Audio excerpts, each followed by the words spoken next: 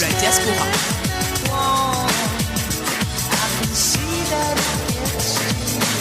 La voix de la diaspora. Vous avez enfin la parole.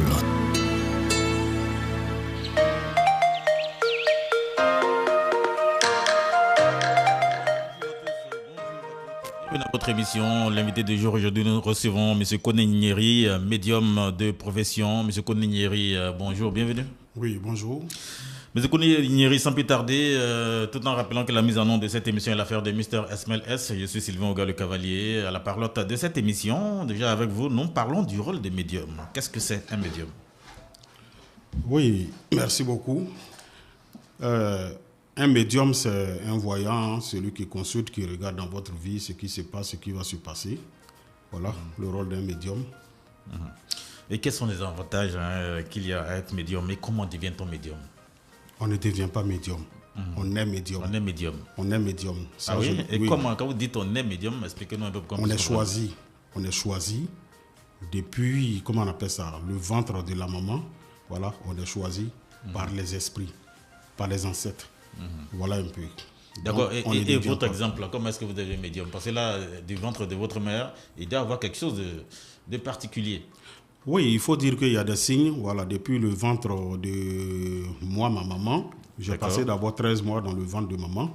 13 mois. Voilà, pendant que les gens se posaient des questions. Qui il est? Qui va naître? Les gens se posaient des questions. Donc, papa et maman faisaient des recherches aussi, cherchaient à savoir qu'est-ce qui se passe, pourquoi 13 mois, pendant que les autres femmes, à partir de 9 mois, 10 mois, voilà, elles accouchent. Et ma grand-mère paternelle étant médium à l'époque, il faut dire qu'elle était très puissante parce qu'il y a des hautes personnalités de ce pays qui partaient la voix. Je parle des années 50, 60, voilà. Et c'est elle qui dit à ma maman, ne vous fatiguez pas, l'enfant que tu vas mettre au monde, voilà ce qu'il deviendra. C'est pourquoi 13 mois dans le ventre de maman, c'était pour me préparer. Voilà un peu.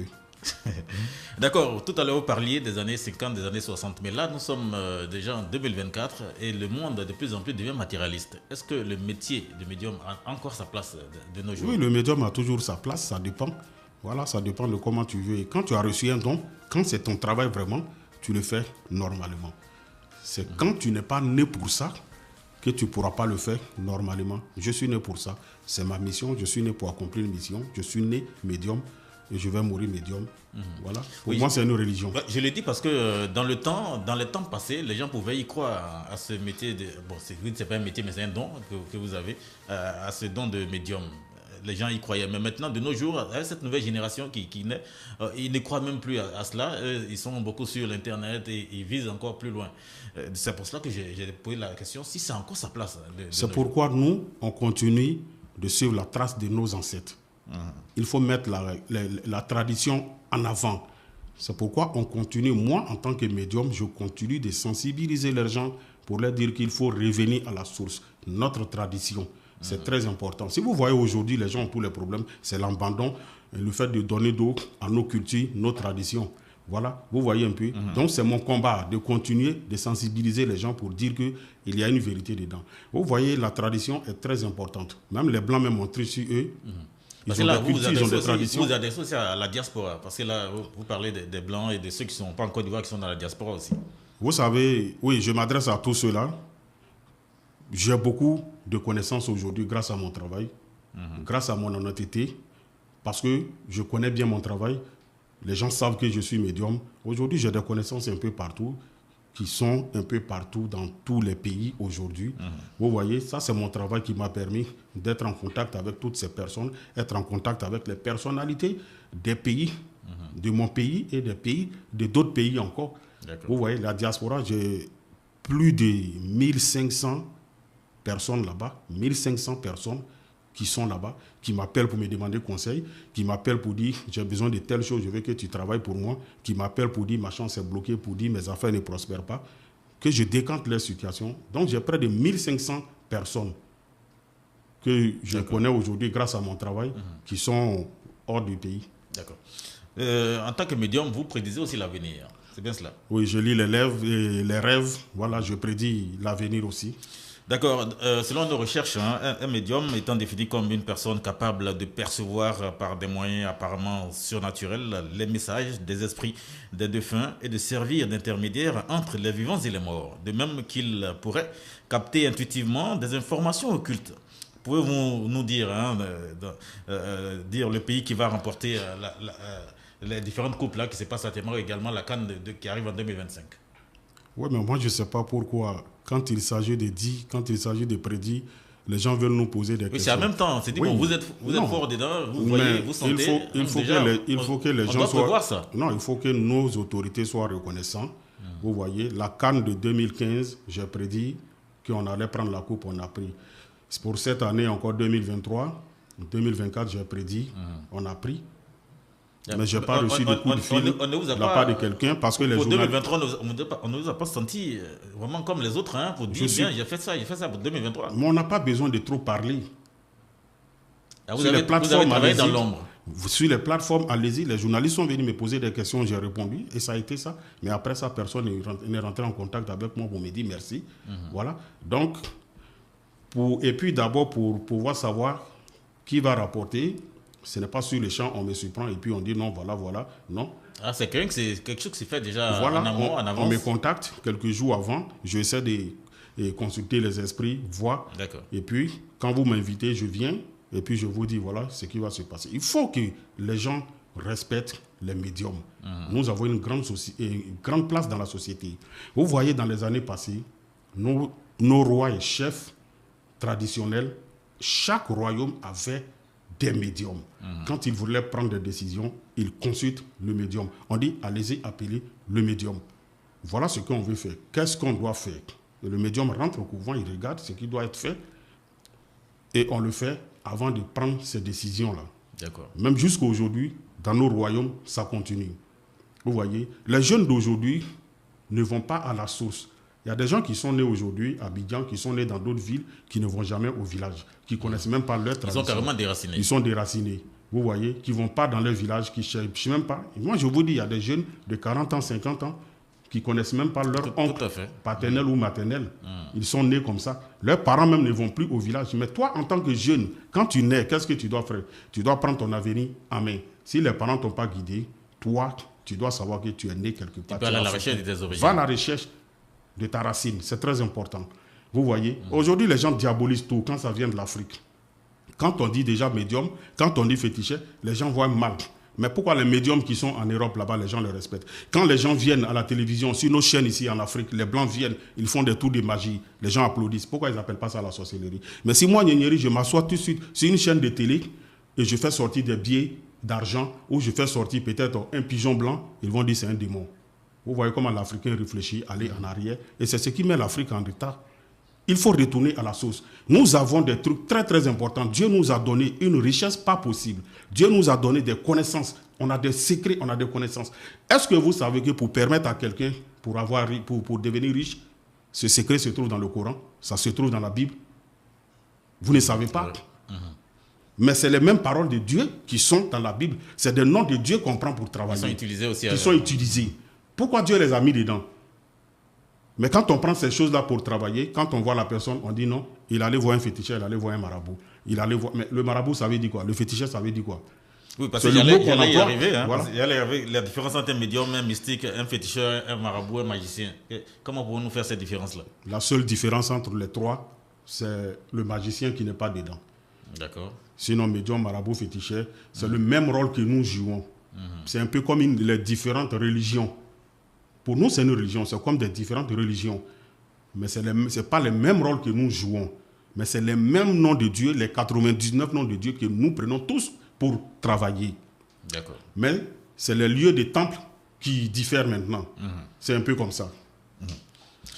D'accord, merci beaucoup déjà pour ces explications que vous nous donnez concernant le médium et les autres. Déjà, pour dire que, est-ce que le médium peut vivre, bien sûr, de ce qu'il fait?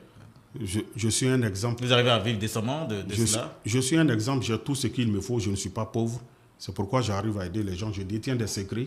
Voilà, je n'ai pas besoin de quelque chose de la part de quelqu'un. J'ai des secrets. Je demande aux gens, les Africains surtout, d'apprendre la connaissance. Quand tu as la connaissance, tu as tout. C'est manque de connaissance qui fait que nous périssons.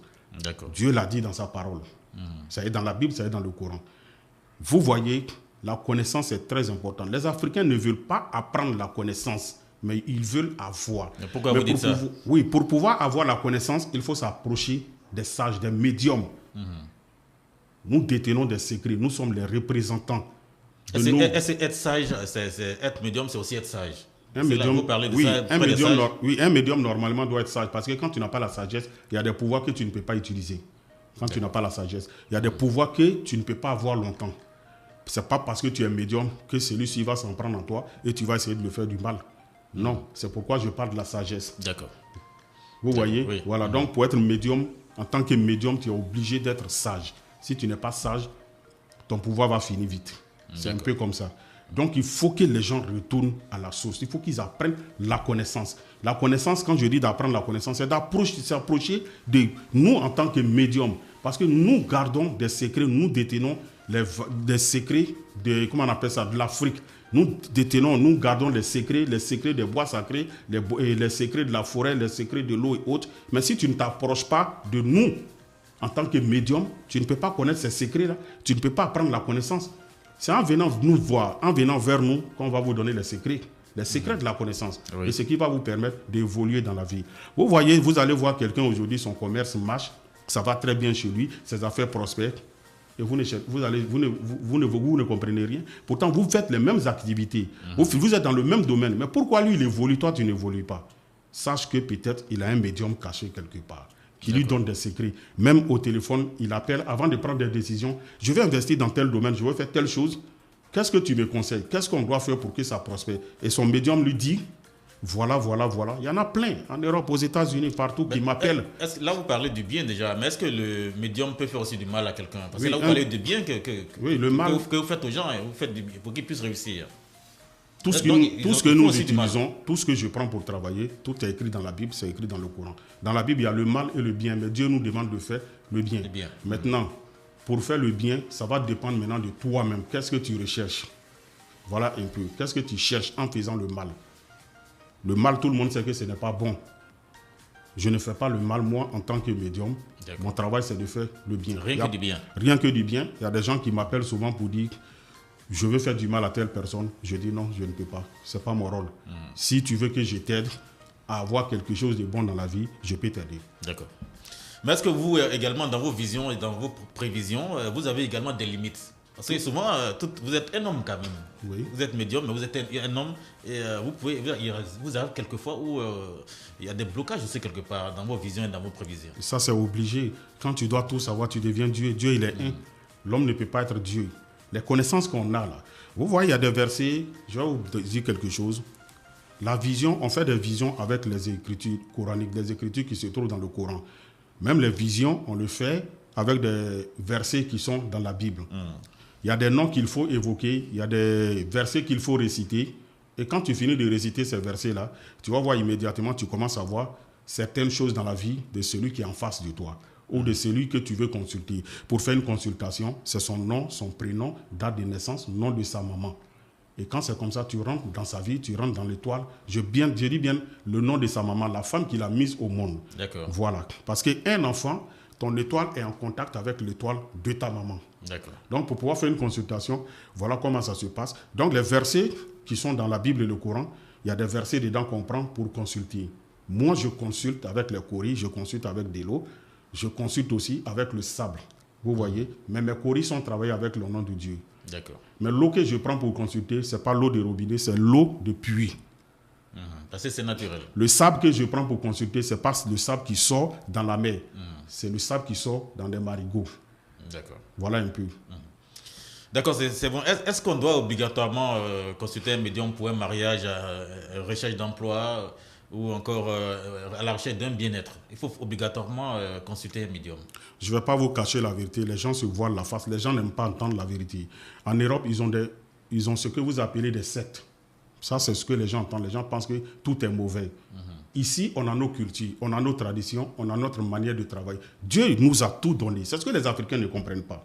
Dieu a déjà tout donné à toutes ces créatures, même les animaux. Posez-vous des questions. Comment ils font pour s'en sortir? Comment ils font quand ils sont malades? Dieu les a donné une connaissance. Est-ce que vous savez qu'il y a des animaux qui vont voir d'autres animaux pour dire « je souffre, je me sens comme ça » et l'autre le soigne entre eux là-bas. Si eux, ils arrivent à faire ça. Et ils connaissent aussi des plantes. Hein. Ils connaissent les plantes très bien. Vous voyez, les animaux connaissent très bien les plantes. Les plantes qui broutent souvent, ce n'est pas pour rien. Voilà. Donc, si Dieu a donné toutes ces connaissances à ces animaux et ils mettent en application, pourquoi c'est nous qui refusons? Les Africains refusent de comprendre les choses. Dieu nous a déjà tout donné. Il n'a pas mis tous ces noms, ces secrets dans la Bible et le Coran pour rien. D'accord. Vous voyez, il n'a pas mis pour rien. Il faut chercher à comprendre. Ces noms-là jouent un rôle. Avec vous, nous comprenons assez de choses aujourd'hui par rapport à cette émission-là. Voilà. Le médium aussi n'est pas n'importe qui. Les noms de Dieu dans la Bible et le Coran, ce n'est pas pour rien. Dieu ne les a pas mis dedans pour rien. Dieu les a mis dedans pour quelque chose. Pour que nous, on apprend et à comprendre. Quand tu lis, voyez-vous, les gens vont aujourd'hui à l'église aller écouter ce que le pasteur dit, mais eux-mêmes, ils n'apprennent pas la Bible. Pourtant, il y a des secrets qui se trouvent dans la Bible. Les gens vont à la mosquée aujourd'hui écouter ce que l'imam prêche. Mais ils ne retiennent rien. Ce qu'il dit, c'est ce qu'ils comprennent. Et ils n'apprennent pas le Coran eux-mêmes. Pourtant, dans le Coran, il y a des secrets. Celui qui connaît bien le Coran ne peut jamais souffrir, ne peut jamais manquer d'argent. Celui qui connaît bien la Bible ne peut jamais souffrir, ne peut jamais manquer d'argent. Mais regardez pourquoi les fidèles aujourd'hui dans les églises souffrent et les pasteurs évoluent. Pourquoi? Posez-vous des questions. Pourquoi les pasteurs évoluent et les fidèles souffrent? Vous êtes là, donc vous nous dites en même temps parce qu'on ne sait pas. Hein. Ils utilisent les noms qui se trouvent dans la Bible. Dans la Bible ou dans le Coran? Oui. D'accord. Vous voyez, plein qui viennent me voir, ils ont des limites quand ils n'arrivent pas à comprendre. Ces pasteurs-là viennent me voir. Vous savez combien d'églises j'ai lavé en Côte d'Ivoire ici, au Togo, au Mali, au Bénin. Je suis allé jusqu'à Paris, aller laver plus de 100 églises là-bas. Vous comprenez? Donc c'est pour vous dire, c'est des secrets qui se trouvent dans la Bible et le Coran. Et ces secrets-là nous permettent d'évoluer quand tu apprends la connaissance. Et quand tu as la connaissance, tu ne peux pas souffrir. La connaissance, c'est le nom de Dieu qu'il faut apprendre. Les 99 noms de Dieu. Et chaque nom parmi ces 99 noms joue un rôle dans la vie de l'homme. D'accord. Et quand on demande ta date de naissance pour travailler, c'est par rapport au nom de Dieu. C'est quel nom de Dieu on doit prendre pour travailler pour toi. Quand c'est M. Kwame qui vient, ou bien c'est M. Sylvain qui vient, quel nom on doit prendre pour travailler pour M. Kwame ou bien M. Sylvain? C'est à partir de sa date de naissance, nom de maman, qu'on va voir le nom qui va avec lui. Si c'est le nom Yalatif, si c'est le nom, comment on appelle ça, et bon, je ne vais pas trop rentrer dans les trucs, voilà. Si c'est le nom Yawadoud, on va prendre ça pour travailler pour lui. Si c'est autre nom, on va prendre pour travailler. Les deux noms que je viens de citer, c'est des noms de Dieu. C'est des puissants secrets aussi. Le nom Yawadoud, le nom Yalatif, c'est des puissants noms. Et quand on te donne, il y a des gens à qui, quand j'ai confiance beaucoup, ceux qui sont avec moi pendant des années, pour qui j'ai travaillé, ça va très bien chez eux, voilà, arrivé à un moment, je leur donne des secrets, des noms de Dieu, et je dis, récite ça 100 fois ou bien 1000 fois chaque jour. C'est des exemples, je vous prends. Et quand ils récitent, ça va très bien. Il faut réciter aussi, comme de la manière dont on te dit de réciter. C'est des noms de Dieu, ça attire. Les commerçants ont leurs noms qu'on prend pour travailler pour que le commerce prospère. Quelqu'un qui fait les affaires, il y a le nom de Dieu, son nom de Dieu aussi qu'on doit prendre pour travailler pour que ses affaires prospèrent. Pour pouvoir avoir les moyens suffisamment, voilà, pour avoir l'argent, il y a des noms de Dieu qu'on prend pour travailler aussi. Il y a ces noms-là. Tout ça se trouve dans les livres saints. D'accord. Merci de la précision. Merci, M. Koné Nyeri. Je rappelle que vous êtes médium pour ceux qui viennent de nous prendre en instance de diffusion, qui nous écoutent partout dans le monde, qui nous regardent également partout dans le monde. Vous êtes sur la voie de la diaspora. Et l'émission, c'est l'invité du jour. Notre invité du jour, c'est bien sûr M. Koné Nyeri, médium. Nous sommes déjà à la fin de notre entretien. La dernière question, est-ce qu'un médium peut être un guide spirituel? Oui, le médium, je suis guide spirituel de plus de 1500 personnes qui sont hors du pays, hors de la Côte d'Ivoire. Plein en Europe, plein, comment on appelle ça, et aux États-Unis, il y en a au Togo, Burkina, Mali. Vous savez, j'ai promené plein de pays. Il n'y a pas un pays africain que je n'ai pas visité grâce à mon travail. Je suis allé faire des recherches. Donc aujourd'hui, tout cela, il y a des personnes, avant de prendre des décisions, ils m'appellent, je veux me marier, je veux faire tant, qu'est-ce que je dois faire? Et je leur donne conseil. Voilà, je guide ces personnes. Il peut être musulman ou soit chrétien, ces médiums-là. Mais j'ai plus de 150 amis comme pasteur. 150 pasteurs. Vous n'êtes pas pasteur. Non, je ne suis pas chrétien. Voilà. Plus de 150 pasteurs qui sont mes amis. Quand on se voit souvent, qu'ils m'invitent souvent chez eux, je vais, je mange. Je ne suis pas chrétien. Donc, il n'y a pas de problème. Donc, ces personnes-là, il y a des chrétiens dedans, il y a des musulmans dedans, il y a des animistes dedans. Voilà, il y a tout dedans, il y a des bouddhistes dedans. Dans le médium. Oui, qui viennent, qui me demandent conseil et je leur donne conseil. Je travaille pour tout le monde. Voilà. D'accord, merci beaucoup, M. Kony Nyeri. Il y a une page officielle où nos auditeurs, internautes ou téléspectateurs peuvent aller s'informer. Oui, allez-y. J'ai ma page YouTube, vous tapez Mister TV Kony Nyeri. Mister TV. Voilà, Mister TV Kony Nyeri. J'enseigne beaucoup de choses là-bas aussi. Allez-y voir. Voilà, vous tapez Mister TV Kony Nyeri. Vous allez voir. Des contacts pour ceux qui veulent rejoindre? Bon, les contacts, bon, je suis au 00225 07 08 65 86 16. On reprend? 00225 07 08 65 86 16. Voilà, merci beaucoup à vous, M. Kony Nyeri, d'être passé sur notre plateau, le plateau de l'invité du jour. Nous avons été très heureux de vous avoir reçu. Et nous allons mettre fin à cette émission pour ce jour, tout en vous rappelant que la mise en onde a été l'affaire de Mr. Esmel S. Emmanuel. L'invité du jour, c'est M. Kony Nyeri, médium. Sylvain Oga le Cavalier, c'est bien moi. D'ici là, portez-vous bien.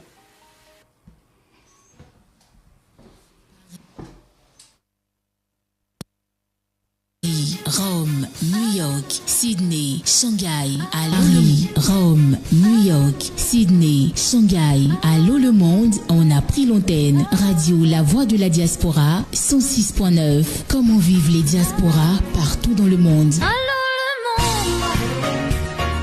Votre radio qui porte la voix des diasporas et de ceux qui ont fait le choix du retour au pays. Vous avez enfin la parole. Écoutez-nous aux quatre coins du monde sur www.lavoixdeladiaspora.fr. Retrouvez-nous sur toutes les plateformes en ligne: Facebook, Twitter, YouTube, TikTok et LinkedIn. Abidjan 106.